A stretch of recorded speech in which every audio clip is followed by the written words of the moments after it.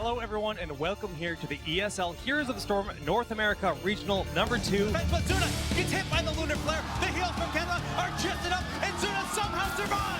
Shields are enough for the time being, but no, Naventic has dismantled Astral Authority. Rainer's gonna go down with Equinox in the back. Now usual fall too. They might just lose the game. That's 3 people down. That's it. Equinox is on drive-by mode. He just pumped someone and kept on going. There he goes. That core is gonna die off. Astral Authority marching on into the round of 4. Does go in, but look at that Void Prison, Gilly. Can they get the follow-up? We do see Fury out of position, but Rafflecopter going to be the first to fall. Huge win right now for Brainpower. They're not done. Michael Udall trying to stay on point. Stray solo staying on Michael Udall first to fall, but they're returning the damage. Uther goes down. Kills are coming out here, Gilly. And Faye runs away. Oh! Is the dunk going to land? Oh!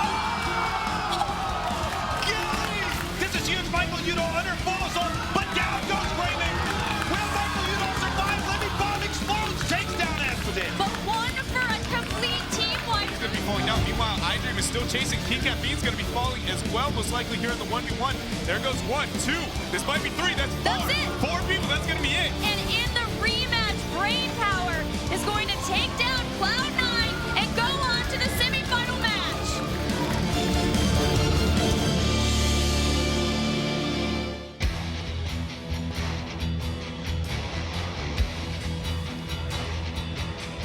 Hello, ladies and gents, and a warm welcome from Burbank, California here for the Heroes of the Storm Summer Regional for North America number 2 as we are down to the final 4 here today. Yesterday we saw Udall dunk it like Dom, we saw Glaurung sliding around on that Illidan, and we had a great day of games, didn't we, Dread? No, we did. And like all the teams that pulled through, I feel like it was well deserved for each and every one of them. It's a lot of new faces that we haven't seen making out of the groups. For instance, Tempo Storm, Cloud9 both falling out, especially the Cloud9 recently, not making it out of the groups here. So just moving forward, it's a beautiful tournament so far from North America. Yeah, very cool stuff so far, and we can take a look at what has gone on and how we have ended up in this position. We have our top 4 here in Team Naventic, the current reigning champions of North America, going to be going up against Brainpower in our first game. Later on down the line, of course, Gale Force Esports versus Astral Authority. In that instance, if one of these teams is to be victorious today, apart from Naventic, they will go on to Summer.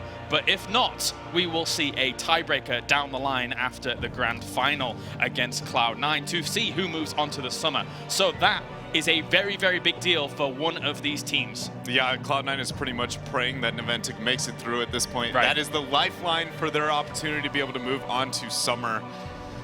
Oh, it's been amazing. Honestly, it feels like almost like a new era of North America a little bit, kind of just like how the mighty have like fallen, and we've got new faces coming in and they're providing great games, different drafts, different point of view and perspective on the game. You're exactly right on that. And we saw that from Brainpower yesterday, moving forwards as well, going on into the round of 4. This is the team looking smart and dapper here in their uniform. And yesterday, they showed up. They were able to take out Cloud9 twice during the entirety of the group stage. Yeah, and obviously with the storyline with Caterpillar moving over and losing him as the main tanks right now coming in, we know very much about that, but I think the real talking point when looking at Brainpower is our one true new bug overlord, which is a new Burbank when it comes to them. Yeah. Between the series of Cloud9, it legitimately was a first pick, first ban, and it is something that after the tournament, even yesterday, they were like, Dread, a new Burbank, first pick, it's a thing. It is absolutely, they 100% believe that it is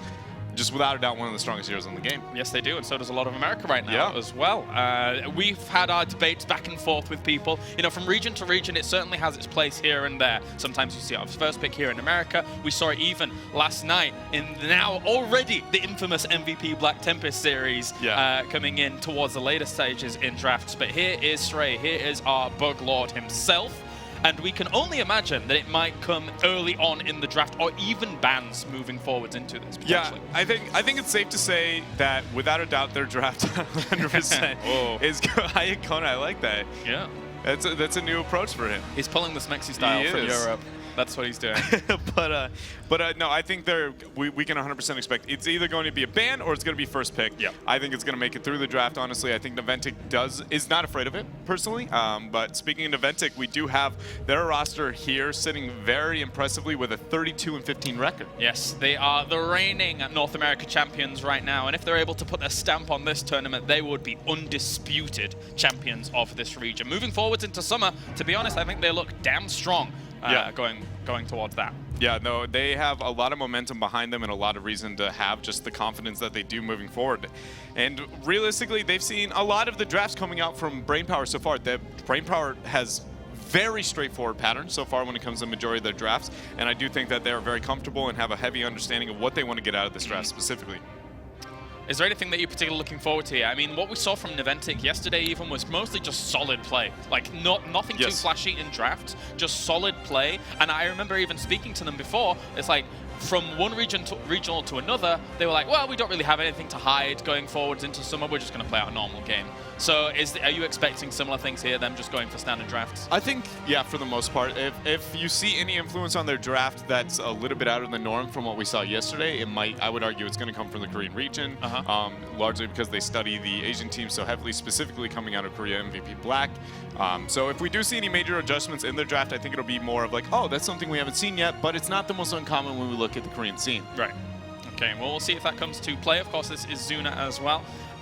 In my opinion, as a player, has come on leaps and bounds since we actually saw him in his previous team. Like, you can see as much as he was always aggressive. Now there's so much calculated aggression behind his play. Yeah, I agree. It feels like he's kind of found his home. Yes. The comfort with having his brother as well. I mean, obviously, with life synergy at that point. That helps. Yeah. Hey, he's the guy supporting you, being able to enable you to just be able to demolish your opponents, as we saw yesterday with a great Greymane Uther, like 3 versus 5 between these two teams. Well, we are going into draft here for game number 1, Brainpower versus Naventic. And we already have Kale Fass and Illidan banned to start things off. Surprise, surprise, but what is Brainpower going to do? Tassadar, first pickup. Adapting. They don't think that Naventic is going to be worried about the Anubarak, so they feel like they can take the Tassadar for free. It's great on this map specifically. I like this adjustment from them, understanding the situation that they're in to maximize what they want versus denying it from Naventic, because Naventic loves the Tassadar, and it's just, again, great on the map. And I'd be surprised if Illidan gets any of these drafts against these two teams. You've got Glarong, you've got Fan on the other side. Both of these guys very well versed with that. It's going to be Sonya first pickup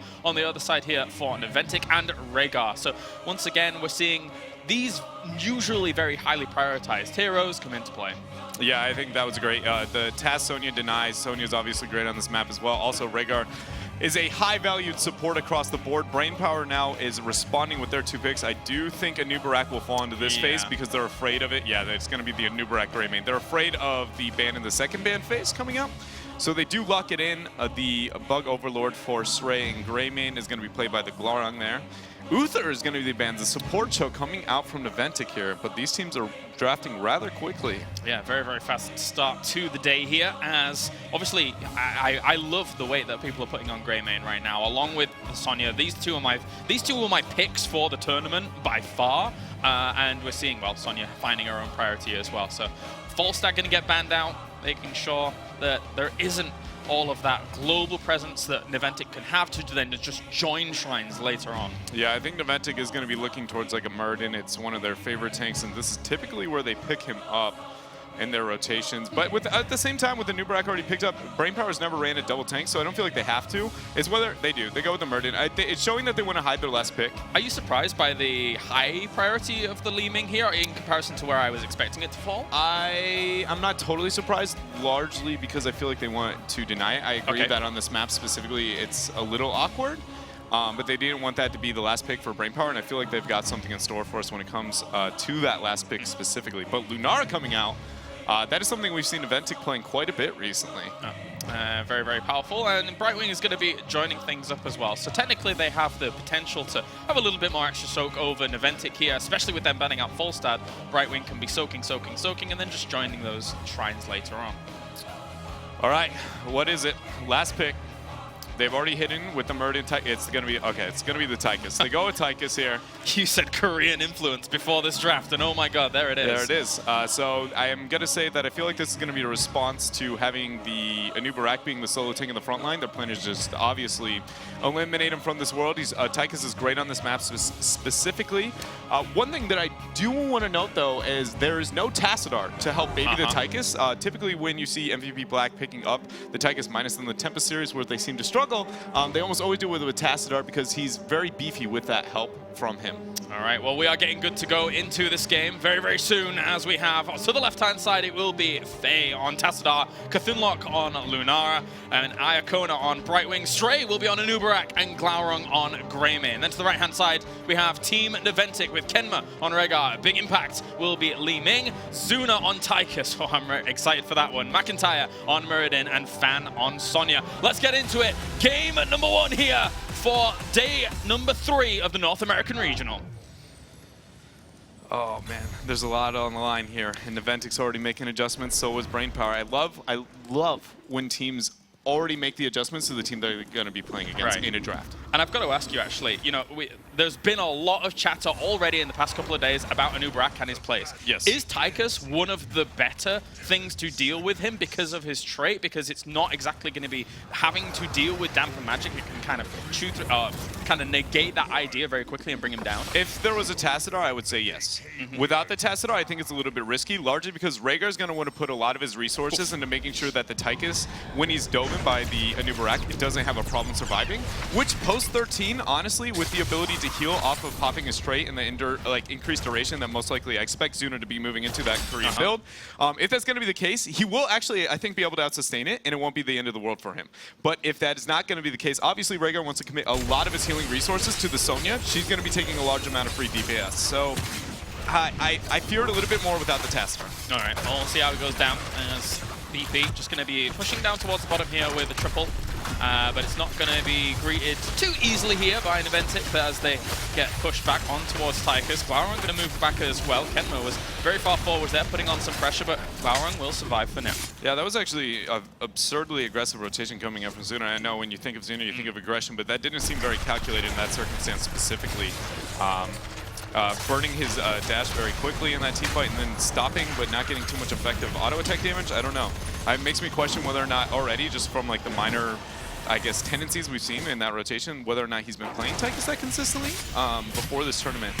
But I mean, obviously as this goes on, we'll definitely see if he kind of smooths it out. It's the first game of the day for all these players here, so might be just getting a little bit of the cold hands out. Well, normally isn't it even a level 1 on Zuna? It is a little bit of a difference, right? Trigger a little bit. Isn't normally the common talent. So it's kind of a 50-50. It is definitely multiple options. Actually, Glaurung getting stunned out, Zuna getting the aggressive dash to try and make something happen. Kenma as well risking his positioning, but Glaurung will back out and be able to survive. Thank God Faye's there for the shield, that's for sure. Yeah, one thing I do want to note as well is that Fan was playing the Li Ming historically for Naventic, but with some of their minor roster swaps, not having him on that, I think that's going to be really detrimental to them. Fan, in my opinion, is without a doubt the best Li Ming in North America. Okay. And having him, obviously he's great on melees. I'm not saying that's taking it away. I just feel like having Li Ming on such a, not one of our best maps and not having Fan on it is going to be a problem. I guess it's just kind of a composition thing, because if he's on Li Ming, then who actually plays Sonya as well as Fan does, right? Yeah. So it is a little bit of a difficult spot to be in, but they still have themselves a good lineup overall.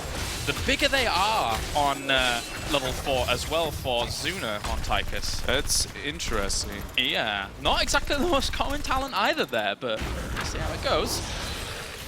Yeah, the resistance I think is definitely reasonable at level 1, largely because he doesn't want to get dove in, right? Like the minute the burrow comes in, it might be in a rough spot. I also want to take a minute to appreciate the position that Brainpower's put themselves into, soaking the other 2 lanes, Brightwing in 1, and then pushing with the other, with Tassadar and Glaurung in the mid lane. The only issue is they're going to lose this Shrine pretty quickly if they're not careful. They are going to lose the Shrine, but they have gained a decent amount of XP over Naventic essentially, and but if that kill... Oh, first blood goes down.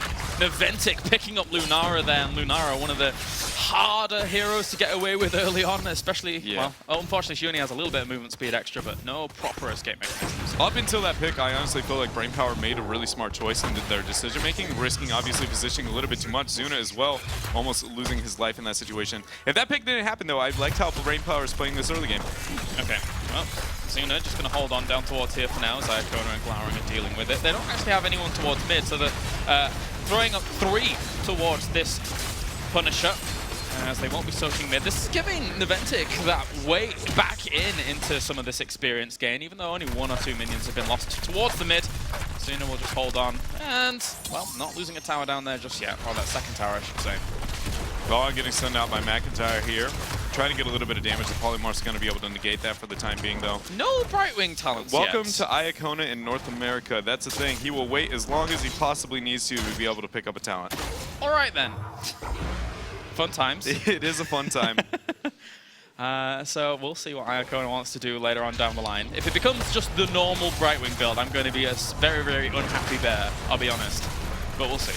Yeah, and I'm already very curious to see how well this Tychus build is going to be playing out again, because I guess because it isn't kind of the Korean normal that we see in most situations, not getting the increased duration permanently onto his passive. The resistance is a free talent option. They're both kind of 50-50, but whether or not in the rhythm would have gained Zuna a little bit more value, especially post 13 for his survivability if he gets that stacked a little bit longer, increasing his healing opportunities. But we're going to have to find out how that plays out here, because he might be able to just melt, honestly. He might be able to melt the Anubarak. I know that's going to be the game plan here. Glaron going very deep. Brightwing finally picking her talents and getting the shield out here, and they will survive in the small skirmish. Yeah, full shields after realizing that could have been a potential team fight that would have gone on for a little bit more of a prolonged system. I guess there was a potential that he was waiting until 10s, unless like they wanted to do for something else. But that's going to be it for now. See if there's going to be any kind of more weird response out of them. Larog now timing his Shaman Camp with the map objective here. Meanwhile, they're trying to get a little bit of harass onto Lunara there, but she's going to be able to prance herself out of this situation. Also keep in mind, now that we are post 7, Nature's Calling was picked up for Lunara, so her ability to wave clear on the shrines is going to be far higher. Obviously, Sonya, because the tick happens more frequently, usually gets away with it a little bit more, but it is going to be the wave clear that the composition on Brainpower struggles a little bit, only having Tassadar up until that point. Just the 1 kill gone down so far, and they are having a bit of a harder time actually getting onto this location. They would have ideally like 10 before that, but they can't get that without actually taking this fight. Right now, they have to do something about it with that amount already gone down. Glowering taking a lot of damage. Zuna's got him pretty far. He will pick him up. Good stuff already by Zuna. They should be able to keep him alive. Cthulhu is trying to get some poison on down towards back. Chain heal, which should keep him alive, but actually Stray dives all the way back down there. With Brightwing having died before, Kenma, Anubarak is carnage everywhere. He is. Tassadar does have his E, but it's not going to matter. The deep shift won't get him deep far enough away there. He will be falling down. That's a 4-for-1 trade for Naventic here. Anubarak did actually show some prowess there, and Tychus ended up falling down trying to get that dive deep onto the kill, but so far Naventic has really been dominant kind of when it comes to this shrine phase, hopefully maybe getting them a bit of a lead here for the first time in the match. And that could have been a very different thing if sometime during that fight some of the 10s had hit just a little bit earlier for Brainpower, and Nubarak didn't have any opportunity to activate Locust there during any of that. This was a serious bait though, but Big Impact did take enough damage that it's not going to matter at this time. Meanwhile, Zuna is going to get the flank here onto Glarong. Keep in mind the Q can be polyed here, so his DPS might be able to get away.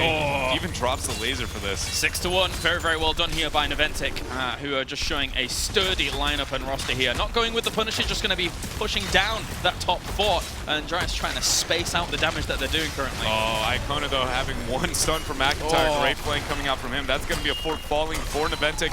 1 level lead already secured. The first structure of the game, or major structure for that matter, is going to be falling down here for Naventic. They can't allow to just have these like solo pickups happen like that, because I mean, of course it is Brighton, so technically she can get back into the fight a little bit quicker, but all of this is, it's a level lead already for Naventic, and to be honest, structurally they're doing pretty well themselves, so. I agree, and it doesn't feel like these teamfights have been nearly as convincing, I feel like, as maybe some of the other ones. And Nubarak's being very aggressive there. Zuna's going to get polymorphed and be going down in this situation. Glarong have a lot of DPS. Keep in mind, go for the throw is still up. McIntyre with the Dwarf Toss available. Kenma as well to back him up. I don't think it's going to matter yet. He burns the go for the throw. Wow. On a full health Muradin. just wanted some damage done and maybe thought that the Dwarf Toss wasn't up. I'm not sure, but regardless, it's not exactly the easiest thing. I'm really interested to see how well the Tychus is going to deal with the Anubarak later on down the line. Because, I mean, so far, you know, it's done okay. There have been a death here and there for now Tychus, but later, I can only imagine he's going to end up shredding Anubarak if he's not careful. I definitely, as I said before, I am skeptical of the level 4, but it might work out for them. We haven't really gotten to see a situation where he gains kind of value out of it directly onto the Anubarak, which I'm guessing is the response pick here with the Tychus that they've chosen. But now Naventic is just rotating around the map. Iacona is actually a little bit out of position, but so is Glarong. The shield is going to hit for Bright. No, not yet. That was a great move by Fan to actually catch him in that smoke as quickly as he did, to be honest. Yeah, very well done from them. Now they have the Shaman Camp pushing in the upper half of the map. Lunar is going to be forced to clear that, and they're getting a front wall on the bottom half as well. Naventic, very convincing lead so far in this game. Not easy for brain power, and they do not want to be dropping even just one map in this situation against Naventic. They want a powerful showing. They're going to have it if they want to keep their hopes alive moving on forwards into the finals. Remember, if brain power does win this series, that means it's a guarantee that, you know, Naventic doesn't take first place, and then Cloud9 wouldn't get that opportunity at a tiebreak. Yeah, so it essentially would force whoever does manage to win the tournament will be going on to Sweden no matter what the circumstances here. Srey being a little bit aggressive, getting the burrow charge. Tychus will be able to survive. Here comes the laser, though. A lot of damage going down as we see Glarong having gone in very, very deep for that. He had a lot of shield, so he was quite okay. McIntyre actually took a lot of damage himself. He will be forced away. That was actually a great fight for brain power. They're in a great position, but with the well going to be up, everybody on Naventic will tap. They are 28-20 when it comes to skeletal defenders. Fan going very deep. So is McIntyre, though.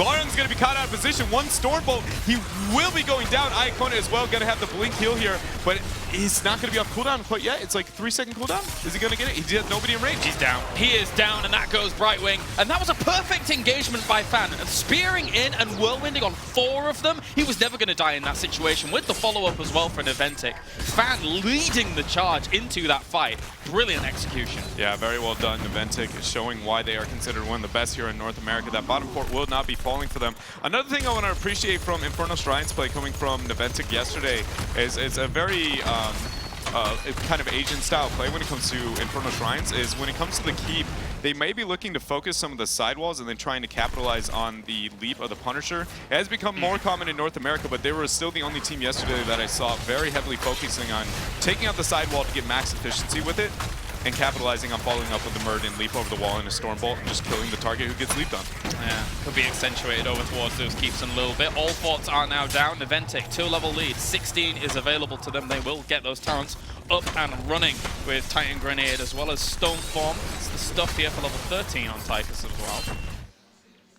Tychus does go with the self-heal at 13 to try and keep his survivability up. Also now getting the poke of the percentile maximum health with 7 and 16 talents. This is where he really becomes hard to deal with. Maybe not as much as Lunara, but he does threaten the squishies in the front line, or excuse me, the Anubarak and the other squishies on the team a lot more because that percentile damage is very hard to deal with. And important to note that the level 16 isn't as common for Li Ming as well here with Fireflies. Yeah.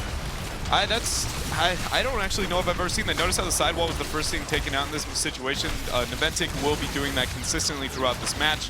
It enables that if the Punisher does come up, they have something to follow up with. Yeah. Pay attention to Li Ming in some of these fights, guys, because you'll see the magic missiles actually fly at an extremely fast rate now with that level 16 talent, which means, yeah, okay, he sacrifices the idea of Mirror Ball, but there is more pinpoint accuracy involved in this kind of style here. So he's looking for more guaranteed damage rather than a 50-50 and just mega damage. I wonder if that's a response to the Anubarak, because yesterday one of the conversations that we had was that Anubarak, you can't pick Li Ming into it because the Beetles are going to wear a majority of the damage and it's hard to get through. So if you take the essentially the movement speed on it and the lower cooldown, the probability of you getting value out of your missiles is going to be much higher.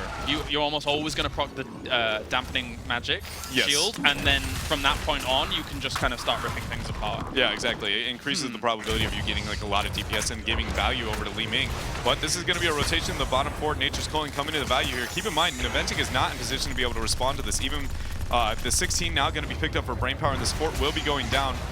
Oh, but Srey with a very aggressive flank, knowing Zuna is not with the team. Oh, Srey here going quite far forwards, and they're not going to get too much from it as They got themselves a fort, but this shrine is already going to be activated, and Zuna's going to get some value here very, very rapidly. Yeah, he will be able to get a little bit of value. He doesn't have necessarily the best clear. I would have liked to see actually Kenma rotate up and get that first wave for free here. Now they aren't going to get any of the skeletal defenders because Zuna was the only one onto it for the time being. They have a shaman camp, but nobody's going to be responding to that. Will be threatening the keep in a matter of moments here for Naventic. They have a lot going for them. The longer this fight goes, the better it is for them. This is classical RTS. Yeah, you're right.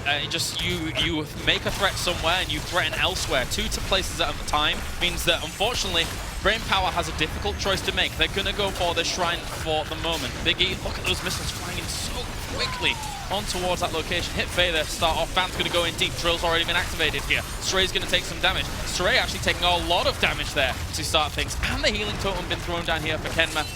No AoE is gonna kill it off just yet. Yeah, the positioning on that laser was definitely overly aggressive, eliminated before it gained much value. Meanwhile, Glorong is getting stunned out, going in very deep here. The Ancestral onto Zuna, but Icon is in a bad spot. He's going to be going down to Nubarak. Ray with the response here, Claire's, but I don't think it's going to matter. The bug is going to be squashed in this situation. 2 going down. The Stormbolt's going to hit 1 more. Faye is trying to be able to get away, but so far, Naventic is dominating this matchup now. That was a fantastic little move there by them. Even getting all of the resets on Big E, crushing those very, very quickly. That's a guaranteed Punisher, and no doubt a guaranteed keep here. Very, very impressive fight from them. Yeah, that was very convincing, and now they're going to be threatening the keep with it. It's going to be a keep almost 100% for them at this point. Zuna and Kenma are pushing already to ensure that it gets maximum value. I don't think they're going to be able to end without the level 20 talents or being able to get a majority of kills. They don't have necessarily the best core comp, but they're trying to open up the possibility yes, in case there's a mistake for Brainpower. If they get a couple of picks, that's all it's going to take, right? 1 to 2 deaths and they'll be able to end the game. But if they don't get that situation, they might be a little bit too aggressive for the time being. So here it is, the keep will be falling down, and the Punisher now slowly creeping in. And they're not too limited on mana. It's all really up to Kenma how much of a fight this is going to be prolonged out, and like if the sustain for Brainpower can overpower the position that we're seeing here, unless they're able to get a pick, and that might be a Stray taking so much damage off the back of that stun with the potential blow-up coming out from them as well. This Frozen Punisher is zoning them out quite heavily. It did go over towards that middle keep, and now it is on the core. It's not too healthy though. Don't think they're going to be able to finish from this. Don't think they get any picks. They're trying to go onto Glaurung, but it's not successful. Yeah, Faye taking a lot of poke coming out from the Li Ming. Their big impact getting value as well out of those missiles. I do like the talent choice. You see them coming out rather quickly here. They are retreating from this team fight, but Lunar's going to get the slow onto McIntyre. He does have Dortosh, but Stray with the flank. Stray. Is he actually going to go in here? He hits 2, so that means his Epicenter has a little bit more value there on towards that level 16. They're still continuing on. I think Naventic is going to be able to just disengage. They're going back on towards Biggie. Is he going to die? Yes, he does. Stray with the play is able to burrow on over towards him. They get themselves 1. But right now, that's not enough. They needed more. Yeah, and you see instantly Fan is now counter-pressuring on the other side of the map, trying to get the mercs. They know that fort's going to be falling. They can't defend it. This is just trying to minimize their losses here. They eventually will be backing out, helping to defend the keep for the time being. 20 is soon to be picked up here for Naventic. Already a keep down in their favor. There is a lot going for Naventic right now. Brainpower is making the right choices and trying to take the force the fights that they obviously have an advantage to.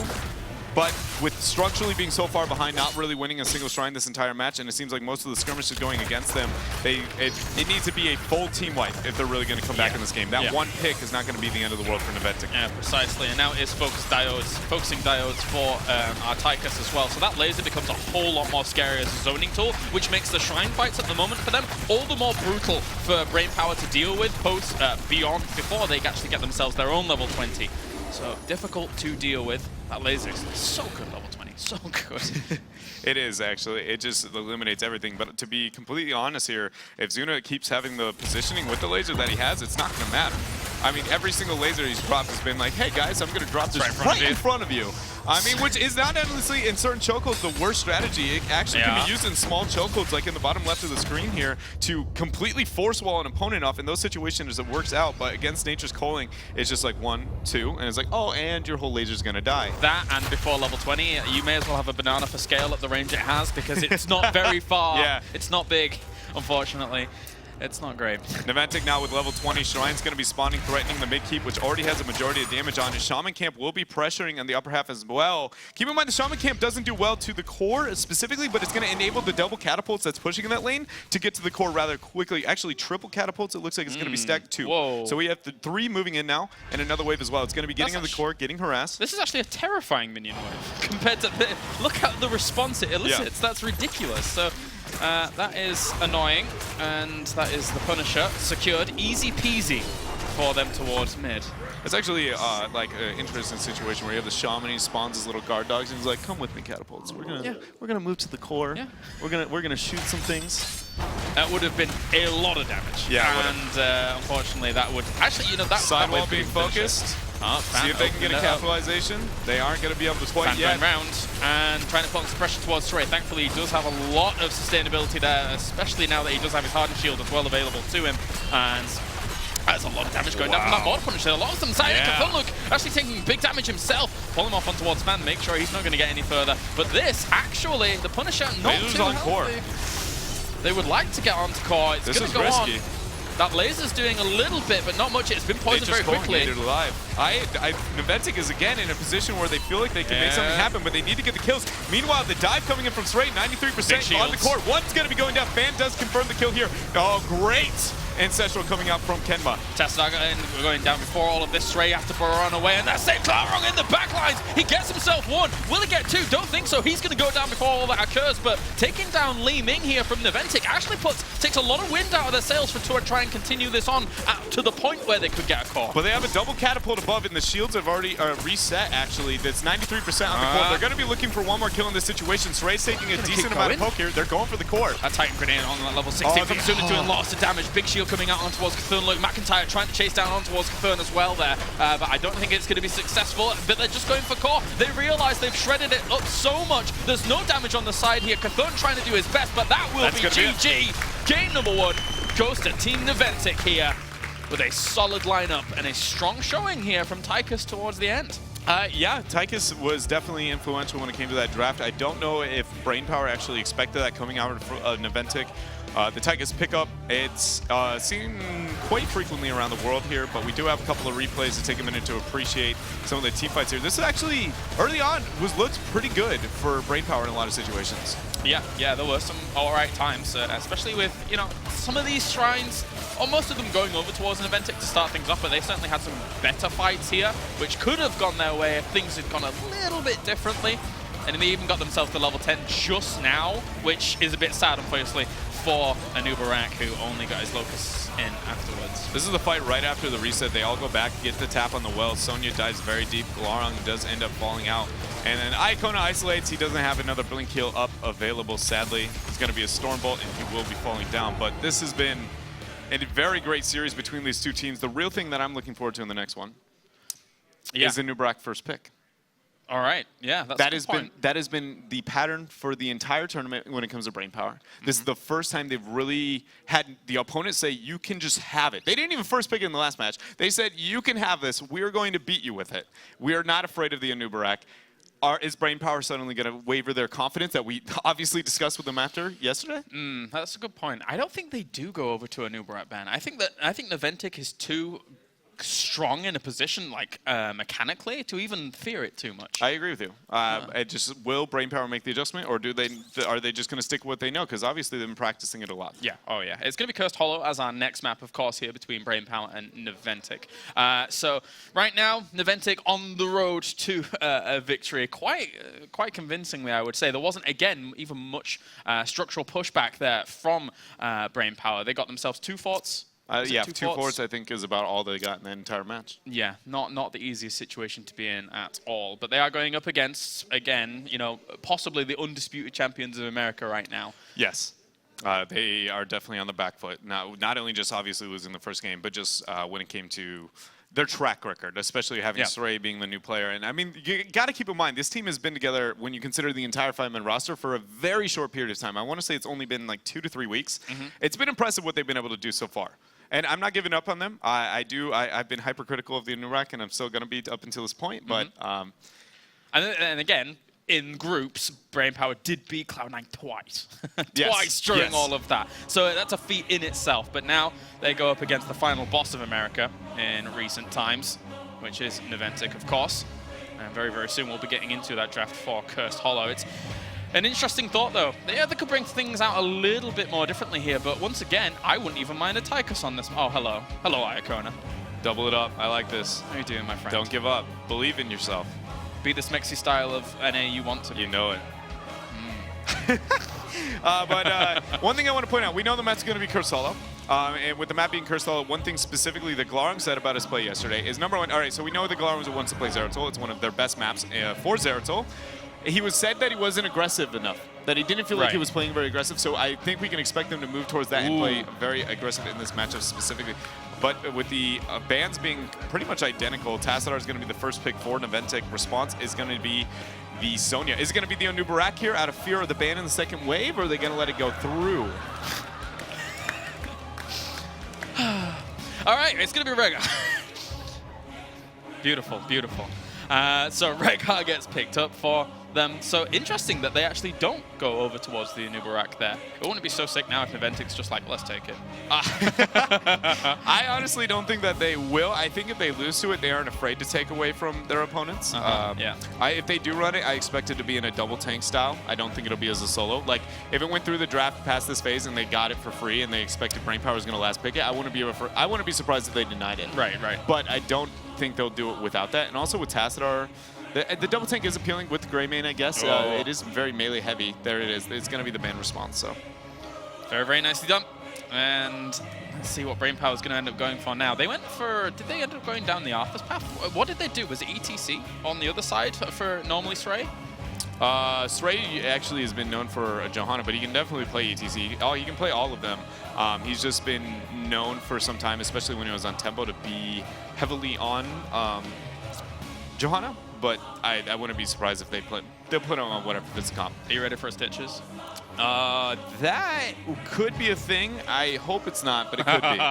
Yeah, I mean, after our last tournament that we did together, I also hope it's not a thing. Let's be honest. Oh, you mean when there's no follow-up to Stitches outside of like one ridiculous skill shot, and that's the only win condition for the game? Yeah, let's hope. We are Europe. But anyway, over on the side for Naventic now, they have a lot of room open to them, really, I feel. Like, having Tassadar, having Greymane, probably going to couple this up with what healer? Uther is obviously a go-to when you have Greymane on your team. At the same time, Uther Tassadar isn't the most appealing combo. I wouldn't be totally surprised if we saw a Karazim. And I would like it. But it's not a must-have for them. Like they obviously have multiple routes. Yeah, I say I would like a Karazim. Uther's on the table. I don't even know why I projected that. That was my bad. Karazim is going to be the pickup, and they deny the Zeratul. They take it from Glarung's hand. Snatched away, and ETC finishes things off. So it's the less exciting of the options that I was anticipating, but there you go. I mean, ETC is always very good in this situation anyway, and you know what they could do? No, they're not going to do it. They could have gone leap and stage dive like we saw from Astral Authority yesterday, but I don't know if that's going to be the case here, although they are one down in this series, and it's kind of do or die now, so I mean, they could. They definitely could. I think if they were gonna, I would rather not see the stage dive. I don't mind leap. I think it's underestimated in a lot of situations. Not as much as some things like Murky, but it does have a place. I mean, especially with how heavy melee this is, everything is going to be clumped up in this situation. Yeah, my biggest fear is that you throw in the leap and then you proceed to try and get your follow-up. Everything gets voided, and then you're like, and we have no way to kill anything anymore. Right. Sonya is not nearly as tanky and effective when she doesn't have Wrath of the Berserker. I think it's unrealistic to get a one-shot, especially into a Tassadar-style composition. And the win condition in this comp specifically would be very hard to pull off in a lot of ways. But I would, on the other hand, not mind having seven-sided. The thing is, oh yeah, maybe that would be actually very nice coupled up with the Tassadar here. And the thing is that not many stuns really to bring out ETC out of a mosh pit outside of even a Void Prism, with only Murtadin being that kind of stun there that they really want. But let's get into it. Game number 2 here as Brainpower is the left-hand side. Faye on Li Ming, Chthon going to be playing Tyrande, Iacona on Rehgar, Srey on ETC, and Glarung on Sonya. Then to the right-hand side, we have Team Naventic with Kenma on Karazim, Big E going to be playing Tassadar, Zuna on Greymane, McIntyre on Muradin, and Fan on Zeratul. This is game number 2 here for the Heroes of the Storm North American Summer Regional for our semi-finals. Tournament life on the line here for Brainpower. This has got to be their moment. They have to rise to the heavens. Noah Nubarak. This is the first time I think we've seen this entire tournament without a Nubarak on their team. We'll see how well it works out for them. They do have a very straightforward composition, and I'll always express my distaste towards compositions that are just like, well, this is what you have to do to win. And it's like, it's just very frustrating when it doesn't seem to work for the team that ends up picking it. And sadly, that seems more frequent than it working out. Heading towards the mid and the split of 1-1-3 here for Brainpower. They're going to try and go for a bit of a cheekier tower, fast and furious with this composition, sending the owl down. And they're just going to move back, not going to risk too much. It's only 3, so they can't really kill that off too fast. Yeah, Kema's going to get other rotation as well, but obviously Karazim, without taking the damage talent for his trait, will not be able to do too much DPS, and even then it's not like it's the most impressive. Yeah, let's not do that in this one. But for now, Zuna, Fan, wow, going on straight very quickly. Power Slide will save him though. If Naventic didn't show in that situation, Cthon was about to walk through that same stroke. They could have moved on to ETC. Right. Zuna could have blinked over, and that could have been a free kill on the backline. So a little bit of a misplay coming up from them. Getting aggression, obviously, it didn't hurt them too bad, but probably a free kill in that situation. Did they have vision of him, though? Yeah. So McIntyre caught the vision onto him as he rotated through. Yeah, okay. Oh, well.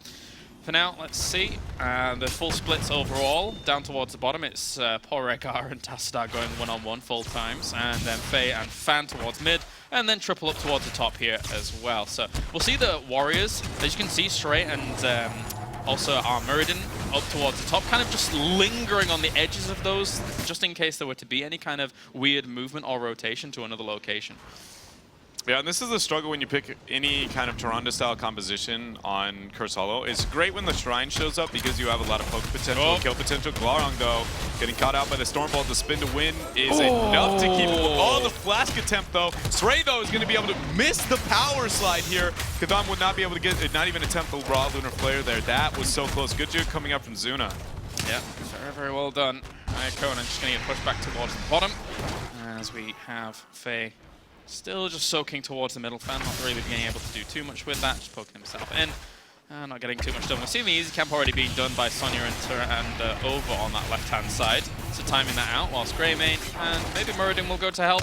Yeah, so just the equalizing up of these lanes. And again, as I think it was Gilly said, who's going to win the lottery this time? Where's that curse going to spawn? Yep, it's pretty much both teams are hoping the Raven Lord gifts them this time with a tribute and that benefits their giant camp pushing on the opposite side of the map. Wow. But again, when it came to just the Toronto-style compositions, it's great for the interrupt, and it's decent when it comes to the Shrine because you obviously are going to be able to get a lot of opportunities to get the reset on that combo. But when it comes to the laning phase, the map is so big, you know where your opponent is 90% of the time. You're right, and now that you mention that, actually Brainpower have a fantastic interrupting comp with Li Ming and Tyrande, whereas on the other side it's not so effective.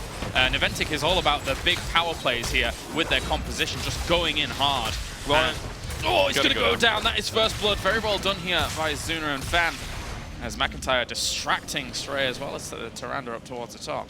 And that is going to be a free channel now for Big Impact. Meanwhile, Kenma is stayed in the upper half of the map. Hadn't even needed to rotate. They got a kill, they got a tribute, they removed the Giants that were split pushing on the map. That was winning on all fronts for Naventic here already in this match. And that's the kind of feel I was on about, right? Like, they have to go hard into those things if they want to win those tributes, especially early on, whereas Brainpower can just poke if they really wanted to, if they'd found a comfort zone around that tribute. So I really like Naventic's approach to that kind of instance, right? Yeah, now the aggression here from Naventic. Zuna is moving in already, trying to make something happen. Glarong is in a bad position, though. He might be falling, spin to win, trying to be able to keep himself up. Not going to matter. He's going down, and it slowly feels like Brainpower, once you pull them off their Nubarak, it feels like they're almost kind of dismantling when it comes to their decision-making in these situations. Then takes part, and I mean, even losing that hard camp this early on, 4 minutes into the game being stolen, as well as a kill going down on towards Sonya.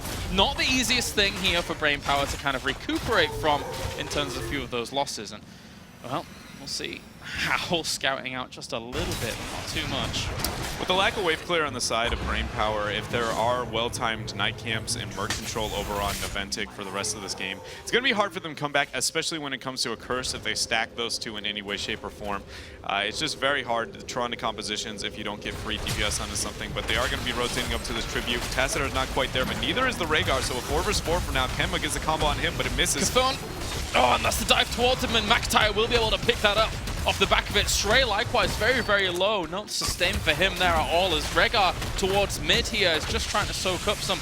And Fan will pick up that Tribute. This is getting very, very powerful for Naventic. I'm not sure if they're able to continue this kind of momentum through this game. Who is actually going to stop them in this tournament? Because this is looking very, very scary on their side. Yeah, I mean, that's a very good question. Who will be able to stop them at this point with the momentum now that they're building up in the second matchup? And I feel like with Brainpower right now, it almost feels as if though they're kind of falling back to where they don't really know exactly what they need to be doing in a lot of these situations. A 3/4 level of a lead on Cursed Hollow, getting curses and tributes all at the same time. Typically, when you're behind an XP and Cursed Hollow, it's because you got a trip advantage. That's not going to be the case here. Not even close, really, for the situation. And a lot of the front wall's already taking a decent amount of brass as well. Zeratul lurking around in mid. He's going to head on towards bottom to see if he can do some damage towards Rhaegar. Of course, he has got the Vorpal Blade build. Has Fan here, good enough to kill a Jabberwocky with that Vorpal Blade, but we'll see. If Iacona's going to fall for it, I don't think so. Oh, but the stun? No, he's behind the wall. They're going to take out this front wall, winning the race to 10 by quite a bit. Actually, you see Zuno rotating up to top lane because he realizes his team is so close. He expects Brainpower not to contest this, but guess what? They have other plans here. They're already moving in to get this contesting on the bottom half of the map with their combo. It is a 3 vs 3 skirmish down here for now. Actually, 3 vs 4 for now. Now look at the rest of Naventic, realize the situation that they're in. They will be able to get a delay with big impact, I believe. Great power slide from Stray, but they still get the delay there here. Meanwhile, now Glaron's out of position.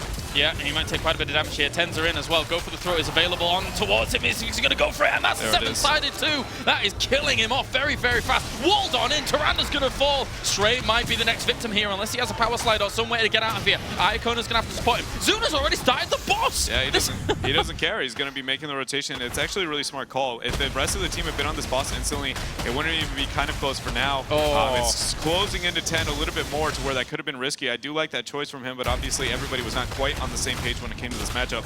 Right now, Naventic is getting very, very dominant in this matchup with a whole level lead. It's scary. I mean, look at it. It's night and day for Brainpower. Think about them yesterday going up against Cloud9, and think about them now going up against Team Naventic. This is... I can't say it any other way than scary. Yeah, it's a boss and a curse on Cursed Hollow here already with a level lead. Meanwhile, they're going to be rotating and soaking all the lanes at the same time, applying the pressure as best as they can.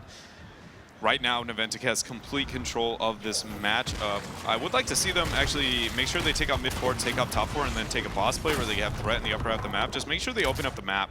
If you can constrict the movements over Brainpower with the lack of wave clear that they have, the vision control they're going to have outside of an owl, that's the only way they can really kind of scout the things that are happening on the Cursed Hollow. It's a weird map, actually. The vision on this map seems more limited than almost every other one that exists in the game, even with the side towers. Yeah. So if they can choke that, especially with having Zeratul just kind of flanking in the darkness the entire time, if you're waiting on a Sentinel to understand whether or not you can move just to soak a lane, it's going to hurt. You're right about that. I mean, there's nothing worse than when you're behind on Cursed Hollow and you're basically sealed in your base. And the map is so big that you're like, well, I actually can't see anything. Yeah. But they can see everything. Yep. Terrifying thought. To go up against. Waiting on Ancestral. There we go. Okay, now it gets picked up. Then we're going to actually even see the mosh pit going on to one. Does stun them out, but in the end, that is going to be one going down. Greymane falls. It's big impacts as well. Has to run on away. And are they going to get themselves another? That is a nice little move here for them. This is exactly what they needed to try and mount some kind of comeback here. Force wall in an attempt, but that's 2 for 0. Going over to Brainpower. Yeah, so they're going to start the boss here. They do have Toronto, which is going to increase the time at which they can take it. Keep in mind that we do have Void Prison up, which is a great boss capturing tool. Mosh Pit's off cooldown. That's really the best zoning tool, minus Starfall, that we see for Brainpower. So they can get away with this, but it is a little bit risky. Fan getting sighted out there was actually a huge play. The root coming down, hitting Stray. Fan is forced to use the Void. Guess what? The isolation with the 7-sided, not going to be enough. Everybody's health bar's down, but the boss is getting completely reset. Yeah. And Ken was going to start it up. They want this boss here. Oh my god, this is so so ambitious. I mean, they bought time for Zuna to be back in there, and they've actually kept Fan very, very healthy off the back of getting that well up towards the top. Brainpower get pushed back by 3. Zuna joins in, and they get the boss, Naventic. I mean, what can you say after that? I don't know. Just every single, even when a two-player pickup comes on for Brainpower, they can't get the boss against 3. Zuna keeps himself alive. Zuna gets back into the fight. A lot of it comes down, if they hadn't burnt Mosh, let's be honest, they got 1 kill with the Mosh Pit. They got 1. If they had Mosh Pit up there, they could take that fight. But they can't take that fight because they burned the Mosh Pit beforehand. So because they commit so many resources, because they're desperate to make a comeback at some point, when they do make that final situation to be able to get that 1 kill, it's like, guess what? We just lost our only zoning control, and we didn't get rid of the guy who can zone the rest of us, right? And we didn't have 13 against the 13 from Naventic. Exactly. Right? So it's like little things everywhere. Another boss puts on the pressure. Brainpower has to find a solution somewhere, otherwise they are dead in the water. Naventic continue to pile it on through the middle as well. And like, if you look at the compositions right now, it's just like, without Sonya in the situation, there's very little wave clear. It's not like Naventic has the best sieging composition in the world, right? Like, half their composition is melee, and they just took out a keep. Guess why? Because the wave clear that exists on the side of Brainpower is solely almost in the Sonya, and meanwhile, she was trying to clear the boss that took out half your keep. Tribute's gonna spawn now, but the lead is just so heavy for Naventic. Again, these Tyrande compositions. It's not doing the business. It always hurts when it doesn't get the 1-2 punch.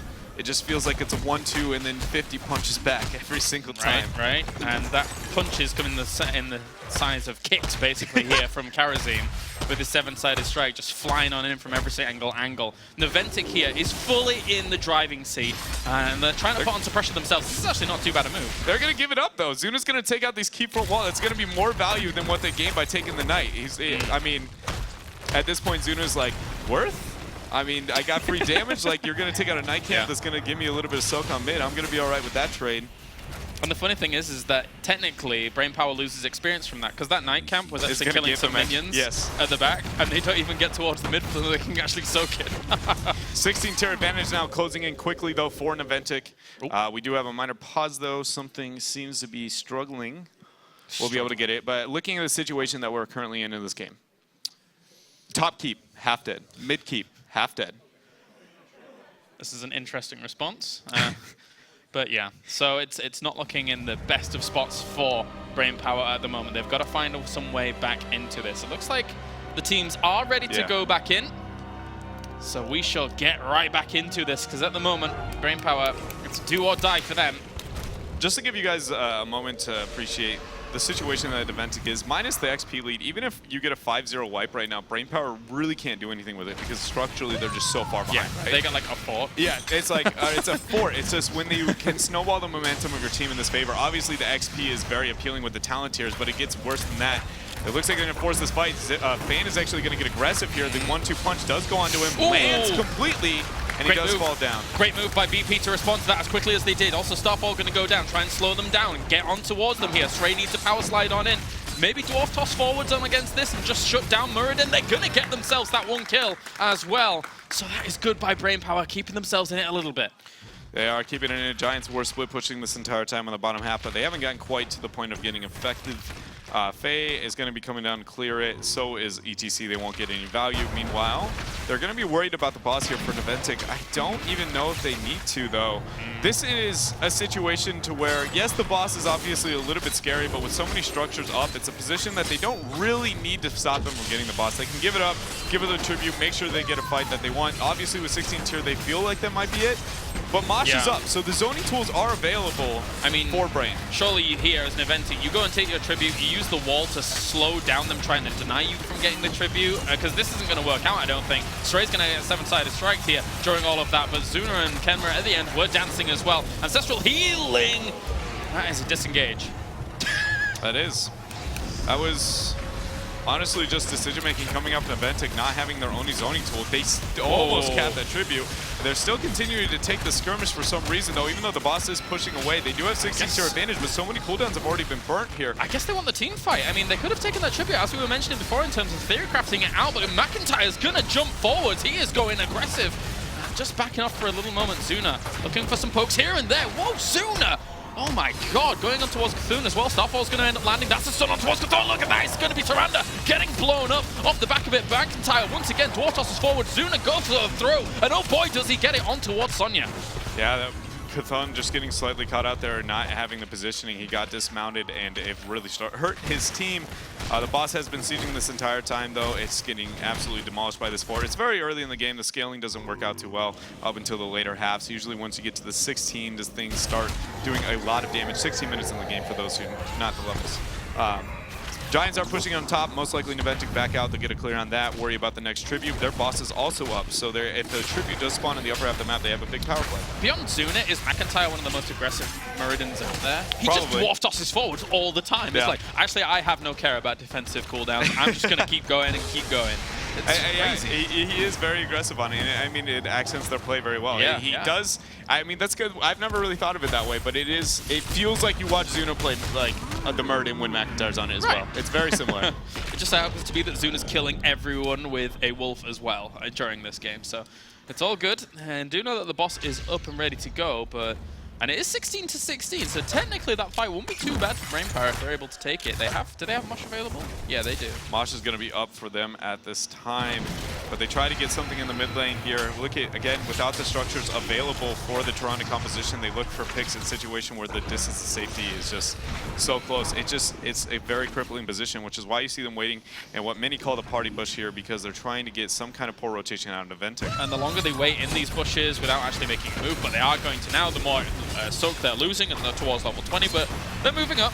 They sniff it out here. Ken's soaking. He's not moving. He's making this rotation very, very late. I don't think he's going to be able to make it in time. Void is a tool that they have available to them at this time, but you see Brainpower really wants this fight more than anything.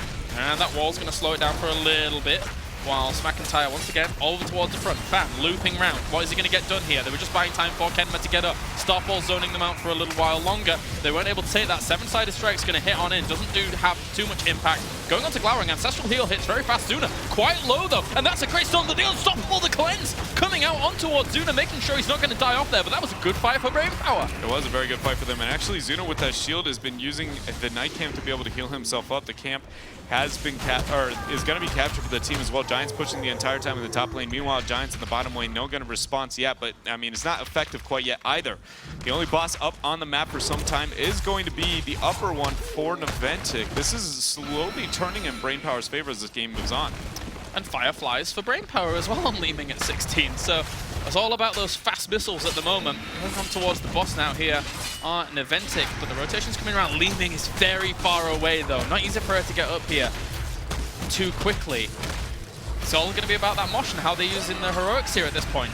Void is still up. Fan getting caught out by Glowering and getting smashed by the size of this flame is very important. McIntyre, again with the aggressive flank. Icon is very out of position, but they don't worry about getting the kill onto him. Sray comes in with the mosh pit. Faye can't be there next to Zuna. Zuna was a little bit cooled down for an hour, and it looks like that Zuna actually getting killed off there very, very quickly.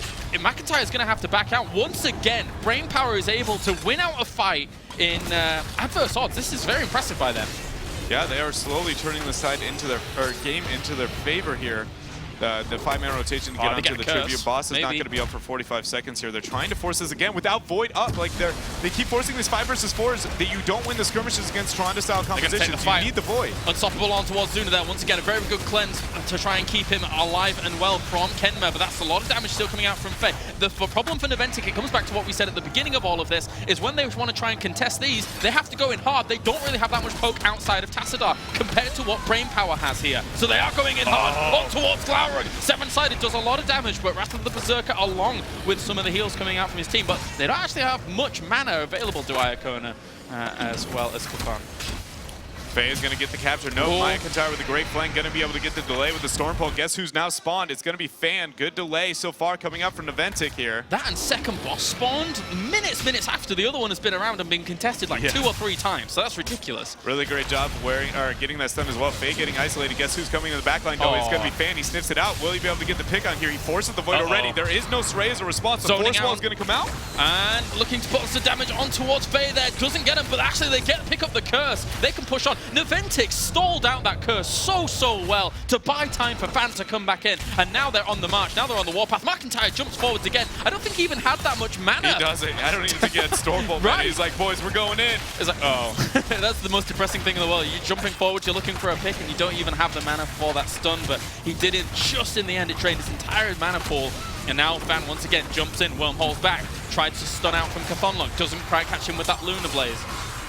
Keep 1 is already falling. Keep 2 is going to be falling as well here. Top won't be threatened for some time, but with 32 seconds left on it, this curse, it most likely will be able to move in and take that out as well. Here you see Naventic rotating, make this happen. They will have 20 advantage. It's only going to take 1 to 2 picks for them to be able to end the game. Big E is going to be able to use that 16. Kemba is already backed, actually, so this is unrealistic. There's the second E going to be procced. Whoa, they went around that terrain very risky there. I mean, of course, it is Tassadar who doesn't die ever, is an immortal, apart from in the StarCraft campaign, of course. But Big E, this is a great flank in here from them. Everything's being procced from Big E. He's going to try and go for his dimensional shift again, but Greymane's going to fall while Big E tries to save himself. Brain Power pick up 2, and they are going to try and march on for a little bit more, maybe try and go for bosses. So they're going to force Naventic's boss. Naventic is going to threaten to core and actually make them have to back off. This is a really smart call from Naventic. Everybody needs to be looking towards core here, like everyone, if they're going to be able to draw them off the boss. They aren't even going to make that. They're going to instead go for the counter boss here. This is very risky. So Tehran is going to be able to put the Hunter's Mark on and should be able to get enough damage out here to where it's not going to matter.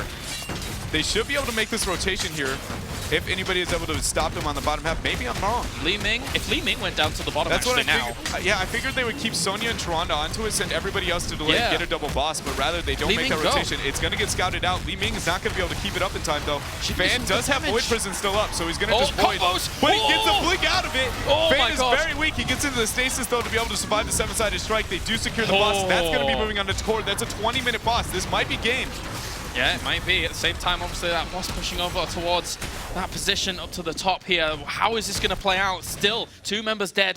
Greymane's only just come back. Likewise, Tassadar. Fan is going straight towards core by the way in the middle here. They're all trying to kill down the boss, but look, Fan is already on core. If they had Void, they would be able to win this game 100%. But at this point, it's getting very risky with that ability, or used on the cap here. They're going to threaten the core here. It's going to get the shields down as well. I think it's going to be it, though. 84%. Only 2 people now are going to be on the core. 65. That boss is wailing onto this. That's going to be it. Naventic is going to take this game number 2 here and move on to the grand finals. Oh, very impressive stuff by Naventic. The calls, but at the same time, Brain Power trying to eke out some of those fights towards the end. Valiant effort, but they do not stop the current reigning champions of North America from moving on to the grand final. Very impressive stuff by them throughout this series. It felt like Naventic wasn't what I felt like they were yesterday. In a lot of situations, there was definitely miscommunication game 2? on game 2 and a little bit on game 1 too. It felt like they weren't always on the same page. Sometimes it felt like somebody had one idea of what was going to happen. Everybody else going somewhere else. Specifically, Big Impact at times felt like he wasn't on the same page as the rest of the team. Obviously, with the decision making coming around Fan as well, whether he not be dead or alive in some of the situations. I'm not trying to take away from the greatness, but being the team we know is going to be representing North America and is our powerhouse, it just didn't feel like the consistency was there. Iron things out. And, you know, I mean, maybe a lot of their focuses are on Summer. Considering that they have already qualified. But regardless, they are able to take the victory. And even this push-off of that boss was fantastic there. The attempt at a delay from this boss, but we have Brain Power, of course, trying to just take some fights here wherever they could, and eventually try and get that curse themselves. So Naventic overall marching on to the finals and now are in position to get a back-to-back final, which could be quite impressive if they're able to secure that win. But let's now head over to the stage with Solid Jake. Hey guys, I'm here with Zuna from Naventic, who have just secured their spot in the grand finals. And Zuna, you guys were representing NA back in Korea. Now you've already been guaranteed to go to Sweden. You swept DreamHack Austin in the grand finals. Well, not swept, but and here you are going in the grand finals again.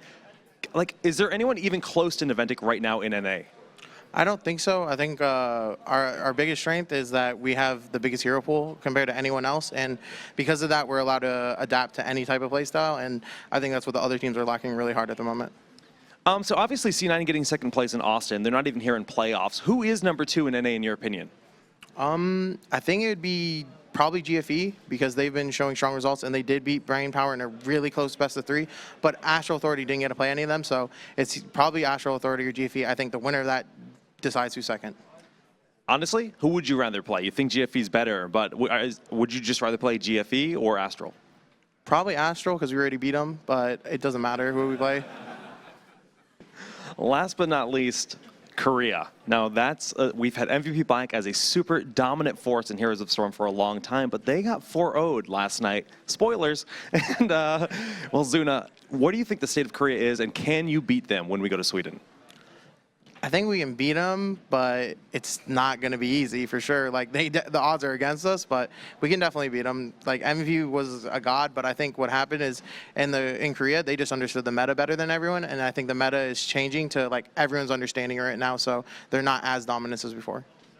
Alrighty, guys. Well, coming up next, we have Gale Force versus Astral Authority for our other semifinal. Stay tuned. We'll be back in just a few.